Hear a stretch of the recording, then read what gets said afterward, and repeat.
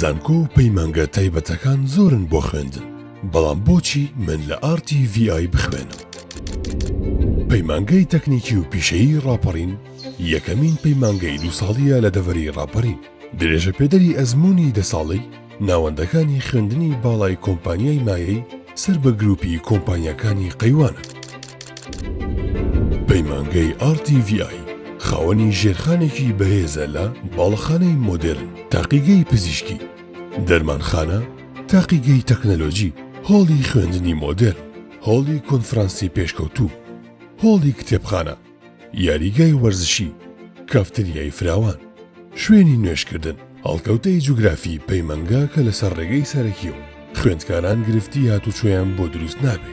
ستافی ئەکادیمی لە بەرزترین ئاستی زانستیدا لە ڕووی وانەوتنەوە و ئەنجامدانی توێژینەوەی زانستی، تیمێکی کاریگەڕی بەتوانە و ڕاهێنراو، پرۆگرامی خوێندنی هاوچەرخ، پەیوەندی پتە و لەگەڵدەم و دەستگا و ڕێکخراوەکان.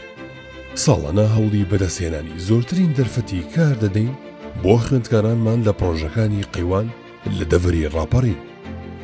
لە هەمووی گرنگتر پاڵپشتی داراییمان بەهێزە و سەر بە گروپی کۆمپانیاکانی قەیوانی کە ئەمەش گەرنتی بەردەوامی و بەرەو پێشچوونمانە. پەیمانگای تەکنیکی و پیشەیی ڕاپەڕین ئامادەکردنی نەوەیەکی پیشەگەر بۆ بازاڕی کار. ئێمە دەزانین بازاڕی کار چی پێویستە.